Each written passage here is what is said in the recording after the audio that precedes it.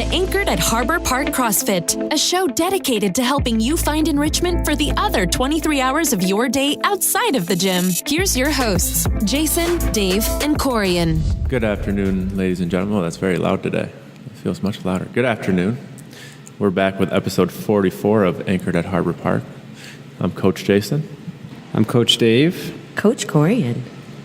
And today we are talking about fasts and cleanses. But like we want to go fast? I always want to go fast. We actually watched Ricky Bobby today. Yeah. Not today. This weekend. Quite good movie. Nice. Okay, icebreaker. Today we obviously closed the gyms. It's Monday, the 28th. Yep. Yes. Had a lot of snow overnight. Lots of snow. So our icebreaker, or should we call it a snowbreaker? What is the worst snow incident you remember? Or impacted you the worst? Oh God.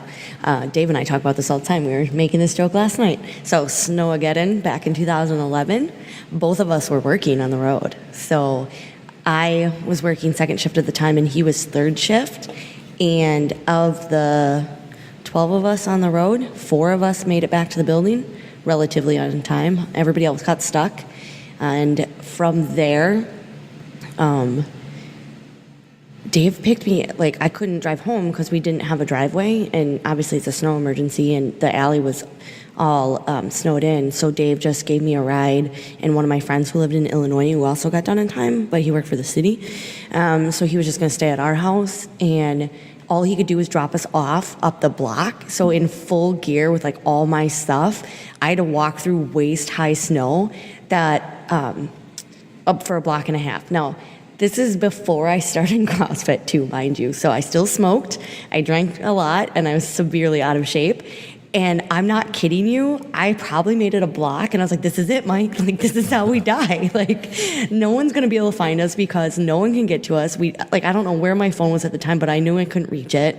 And by the time we made it in the door, literally we both collapsed. We were so exhausted from trying to push through that snow. It was just miserable. And I know everybody got stuck on the road. All the deputies that were going in for the next shift couldn't get in. Life emergencies we weren't responding to. They're like, we can't. We were out of squad cars because all of them were stuck. It was terrible. But last night we were talking about it because we're like, it was supposed to be that bad, and we're like, we don't have to work. We can just sit here and enjoy the snow like normal people. Yep. Dave? Same event, 2011. It was terrible. It's Groundhog Day, wasn't it? It was February, so about the same time. February 1st. This is going to make you guys feel old. That was terrible. But it was the same event for me. Oh, God. Except I was in college. So. And I remember because it was the first time, it was finals week. It was the first time they had ever canceled finals. Oh, wow. In UW-Madison. So that had never happened. And it was they said it would never happen. Doesn't matter how much snow. And then they did. I do feel old. I love that you were in college and Dave and I had several years on the road. But then I remember the next day I had an interview in Milwaukee. So I was in Madison and I had to get to Milwaukee at 10 a.m. Luckily, I had a truck with a 4-wheel drive at the time. So. Oh, really? Yeah, I was able to, no roads were even touched. Oh, no. Until I got, into the interstate. Yeah, they had, for getting, so a lot of the deputies and cops obviously married nurses, so some of them just went to the ERs and then slept on cots. They had National Guard bringing people, changing out, guards and deputies because obviously you can only work so long. Right. Luckily, last night's snow was nowhere near as bad. No, it really wasn't. I'm not going to lie. I woke up this morning and I was like, well, that is slightly disappointing. But I think we still made the right call in closing because there were a lot of accidents and a lot of people stuck. Well, and most companies were focused on roads, and it was nice for them to not have to focus on parking lots right away. Just, staying to the roads and even if you could drive through the roads, can you get into a lot and you can't park on the road, so where are you going to go? Our lot wasn't plowed until Nick graciously got to it. It looked fantastic, by the way. Oh my Thank you, God. Dave. Yeah, I thanked him so many times. All right. Should we actually talk about health and wellness? Let's get into it. All right. What you guys got? We have not, like Dave said, we have not done, I think, a specific nutrition in quite a while. Yeah, So, it's yeah. been several episodes. So who's starting? Corin, why don't you dive into this one? Ooh, okay. So a couple of you saw a couple weeks ago, like I posted a thing about celery juice and was talking about that. And then recently I've posted about my thyroid healing. And so Jason and I were talking because he's done some juice cleanses before, and he asked me if this was a cleanse. I've done fasts. Fast, there Not we go. cleanses. That's what I was thinking of, like a fasting. And I said, it's not fasting, it's a cleanse. So I still get to eat all the food, lots of food. I'm just adding in nutrient-dense juices and smoothies. So, and it's been exciting. Honestly, today is officially day one of incorporating everything together. But the last couple of weeks, I've kind of been building up because it's changing my routine drastically. And we all know what happens when our routine gets out of whack. We kind of set ourselves up for failure. So I kind of made steps to get going so that I didn't feel overwhelmed. So let's ask, obviously, somebody from the outside, why? What is the purpose of you doing this cleanse? Oh, good question. So there's a lot of things. I think one of the major things is I don't have history like Jason does with fasting or cleanses. And so a lot of times when my clients ask me about a certain cleanse or a certain fasting option or intermittent fasting, I don't want to give advice that I don't know about. So I like doing things, kind of seeing what it is from like firsthand point of view, and then I can give my honest feedback. Now again, obviously everybody is 100% different, so it's not going to be the same for everybody, but at least I have a little bit more experience versus just like reading up or, kind of watching videos or anything like that. Secondhand knowledge. No, we could talk about the fast, or no? Should we say it with the cleanse? I don't know. What do you guys think? Do you want me to like detail what I found and where I went? Detail the cleanse. Okay. So, last long time, I've been trying to figure out what's going on with my body. So you guys all know that I talk about how I don't sweat, and in the summertime when I work out, I get severely dehydrated and crampy to the point where, like, after workout, I literally feel like I'm breaking in half. I'm going to vomit or poop my pants. Like, my stomach is so upset. And I have a lot of other issues. I feel like I have a lot of,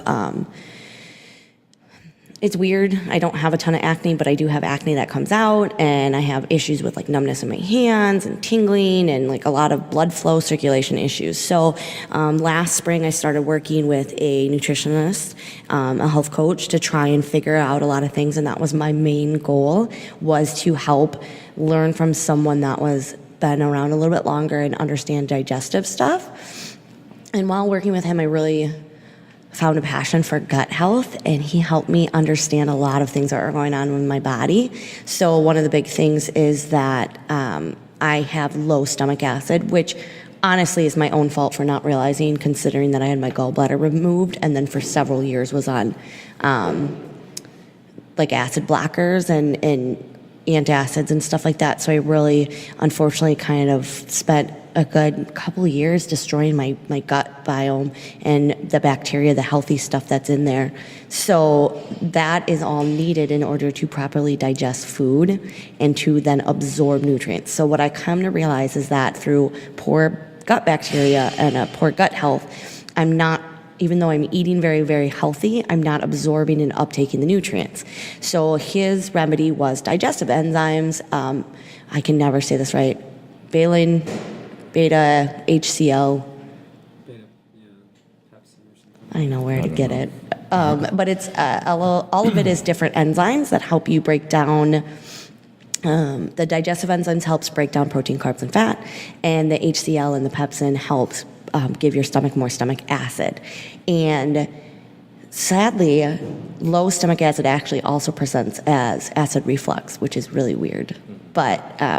So that was helping a lot, and I really felt good. I felt like I was on a path to healing and all this stuff, and I slowly worked myself off the digestive enzymes and the stomach acid, and then about 2 months later, like all my symptoms started coming back. Like it's winter, and I was getting sick after workouts, like all this stuff was happening again, and I was like, what the heck?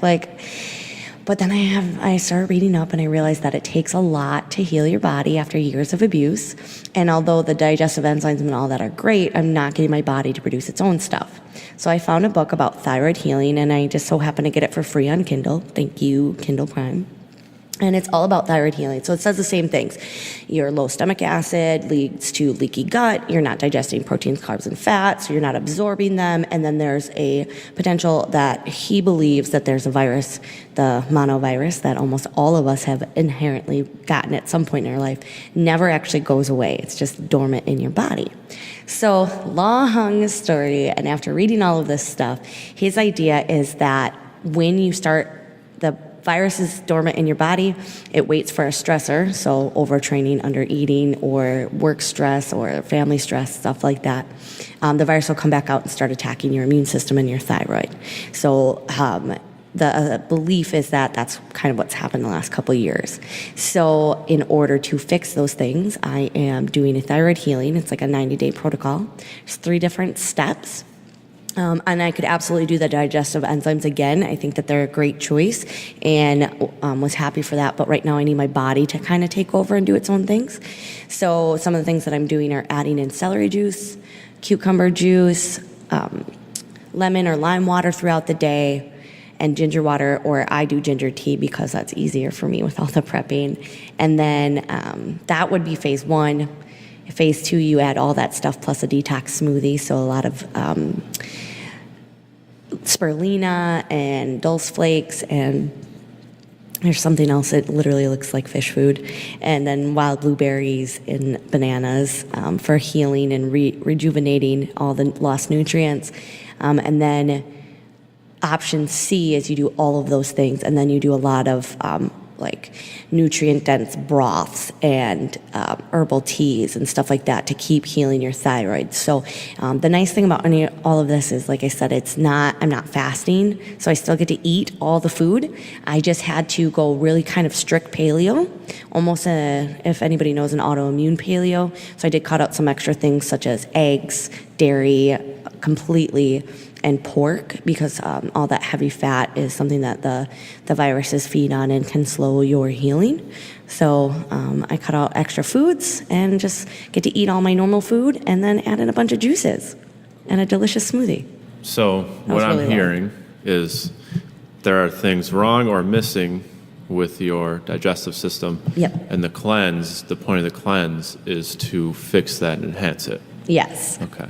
So the cleanse is not a 30-day fix to lose weight. No, it's not to lose weight, and it won't even heal my thyroid in 30 or 90 days. It's to start realizing if there's things that are happening. And just like anything, the longer you destroyed your body, the longer it takes. So the goal is that you, in these 30 or 90 days, depending on which protocol you take, you'll see benefits, and you'll be able to pinpoint a lot of things, and then you can decide how long you want to do it. And then again, like when I talk about gut health and I talk about like probiotics and adding the digestive enzymes, like this is a give and take, and just with anything healing your body. So what I'm going to do is I'm going to do this, and then I'll slowly cut back. I'll see how my body reacts. Is it healed yet? And there's a lot of tests you could do. You could do blood work, and you could do microscopic things, but like the best thing is just, how do you feel? Right. And I only brought that up because so many people today see 30-day cleanse as like a marketing gimmick to lose weight, which we know don't work. But you're not doing it to lose weight. You're doing it to rejuvenate. And for a lot of people, depending on where you are in life, obviously, like for me, I'm terrible at drinking water. So honestly, like I was talking to Nina, and I was like, I feel like cleanses are just a cheap way to tell us to drink more water, because honestly, like that's the biggest thing that's going to make you feel better and hydrate you. And I don't drink enough because I always drink coffee and Zevia, and so like that's a big difference. Like just drinking more water. I pee all the time right now, so sorry guys if I just like bolt from the room because I gotta pee. So what are the results so far? You've only been doing this, a week, 2 weeks, I think? Yeah, so week one, I just cut out the like I said, the food. So I cut out eggs and bacon and honestly just pork. And just getting used to that was kind of weird because I'm a traditional eggs and bacon for breakfast. So that was hard. And then week two, I added all the juices because that was pretty easy. I had to learn how to juice. I've never juiced before, and we don't have a juicer. So I had all these different, like I'm using a blender and then a strainer.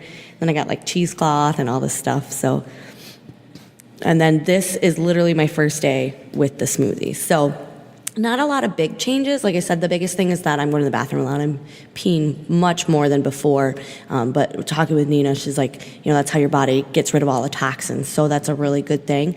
I'm sleeping really good. But that kind of started, so I don't know if that's just like a coincidence, but like I'm not waking up, which is weird because like before, when I wasn't drinking a lot of water, if I had tea before bed, I'd wake up a lot to go to the bathroom in the middle of the night. And with as much as I'm drinking all the juices and the water and stuff, and I have to drink cucumber water before I go to bed, like I'm not waking up all to go to the bathroom. So I didn't even think about that until right now.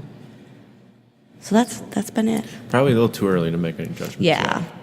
So let's change from cleanse to fast.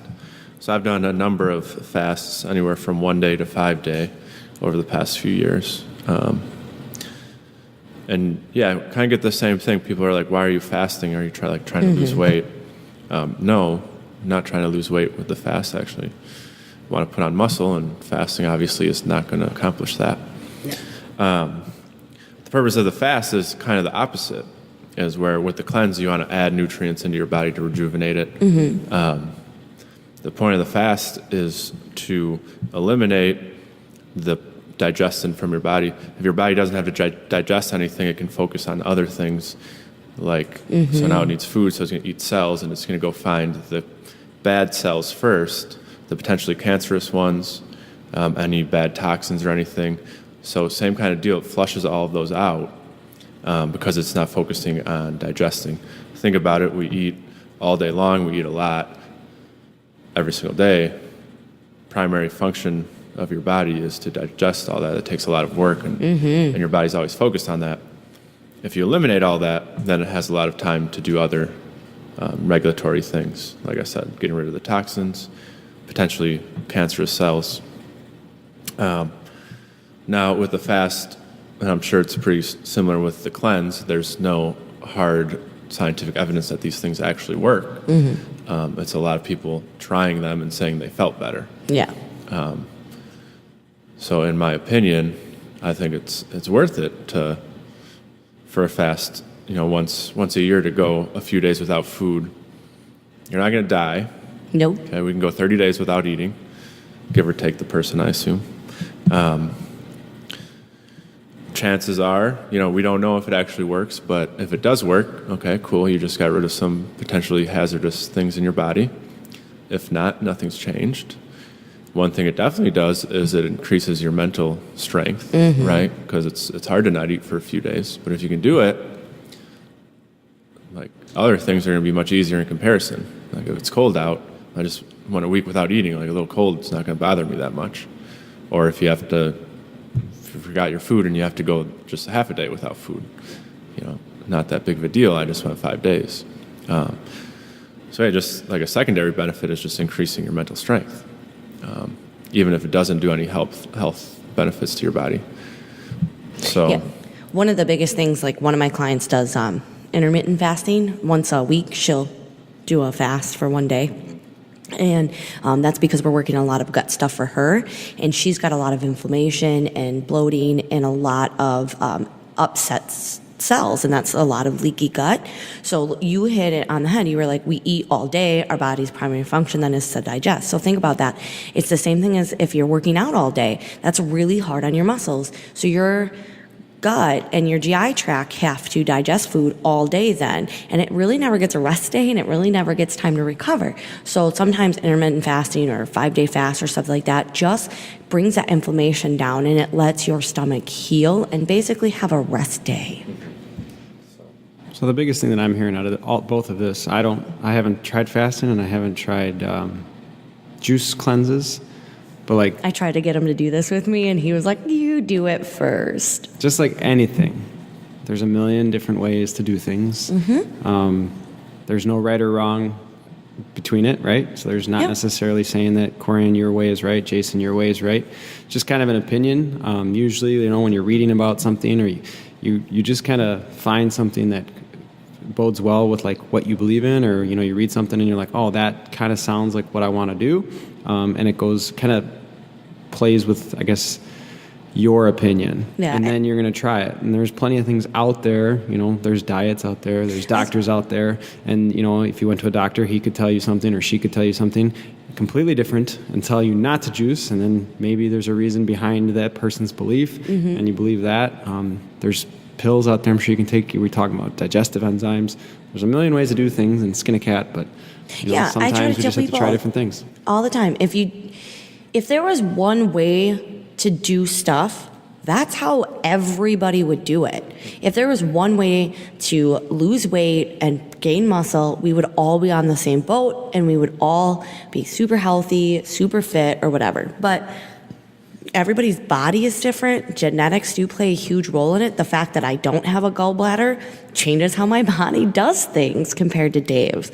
And so I think the hard part is like everybody sees things as like black and white, yes or no, this way or that way. And it's not that at all. It's a spectrum. Just like when we work out, like we have this spectrum, right? We start with ring rows and then we work our way up and eventually go all the way through muscle ups.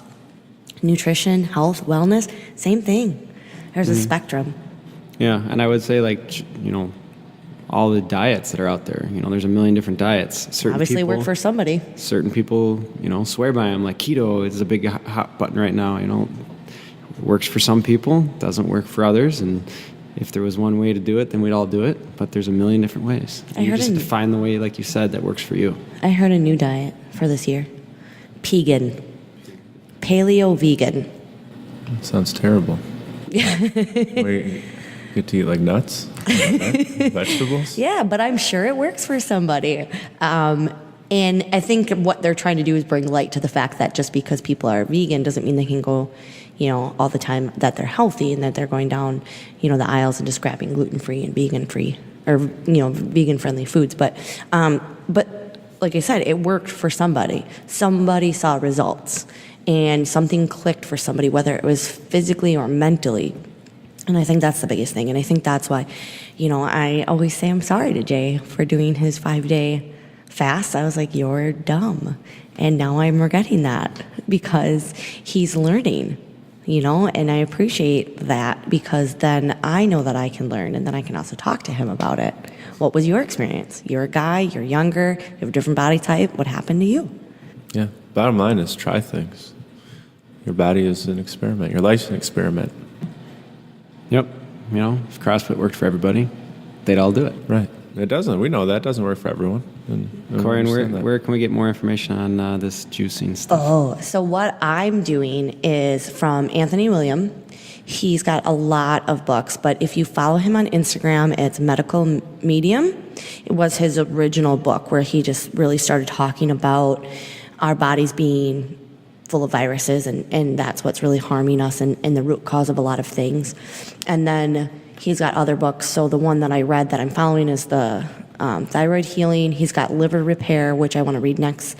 And some of the members have said they are reading currently. He has a book about foods for healing, all this stuff. And so I highly, highly suggest you follow him. There's other ones that Lauren Christian King, she does a lot of like repairing through seeds and seed cycling that everybody's really big on right now. And I think that she's got a lot of great things about healing your body nutrition wise. And then obviously I'm going to tell everybody about my journey. So I'm sorry if you guys get bombarded with lots of videos and live updates on my Instagram. But if you follow me on OWN or just through my personal page, I'm just going to show you guys what works and what it's doing to me. I mean, who knows? Maybe it doesn't work, and I'm going to be honest about that too. Yeah, I think it's cool that you're sharing your experience so people can see it for themselves, make their own determination. If you want to learn more about fasts, there's an awesome Barbell Shrugged episode. I don't know the number, or the name of the guest, but he's an older guy. If you go on YouTube and search barbell shrugged fast, I'm sure it'll pop up. It takes place like it's in Vermont, and they're like on the backdrop is like a big mountain, and it's like all green and very beautiful. I'm sure you'll figure it out right away. For your fasting, Jay, I think we kind of hinted a little bit, but I don't know if we detailed like exactly like What I did. what you did and what you were allowed or not allowed to do.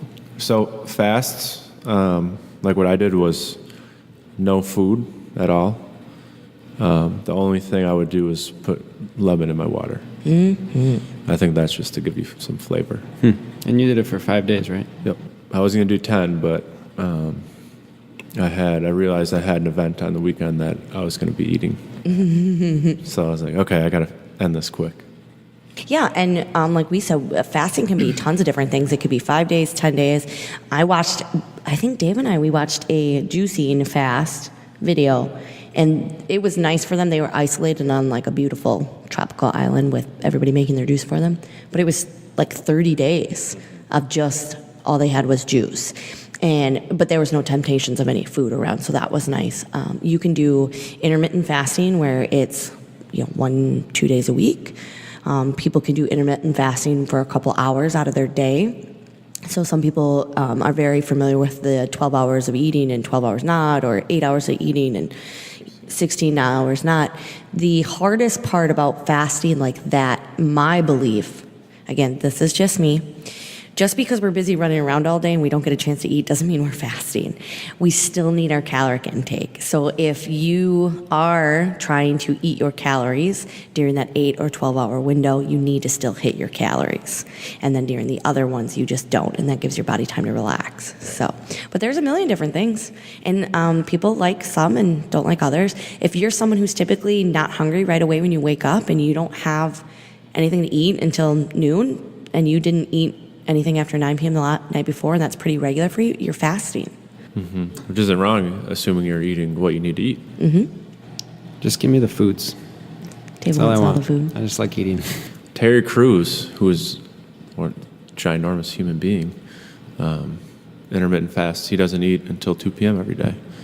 Yeah, I didn't think I could fast. I did for about 2 months. Again, learned some things mentally. You're right, 100%. I really understood that I could break through that wall. Do I ever want to do it again? No, because I'm the type of person that the second you tell me I can't eat, all I want is food, no matter how full I am. Right, well, that's where when you decide I want to do it, then you don't have that issue. Yeah. Because you made up your mind. True. Like, no one told me to fast. I was like, I want to do this. So that's easy. Yeah. All right, guys. Well, thank you for sharing those experiences. I don't have an experience to share other than eat food.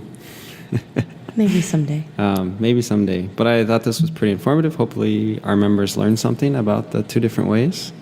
You guys got anything else? No, I like it. Try it. Just like what I said before, try things for yourself. See if they work. They might not, but they might. Yeah, it's just like a different strength program pretty much. Sometimes it works for people. What I'll say to find out is, so like this was really important. Write down like any of your symptoms or issues that you're having that you're trying to fix with a fast and or a cleanse. And then during it or at the end of it, like reevaluate, because that's how you're going to know if it worked or not. Like if I'm trying to clear up my acne and I'm cleansing, and by the end of 30 days, like my acne is just as bad or, still there, then obviously that's not what it's working for. So we don't want to just blindly do things all the time.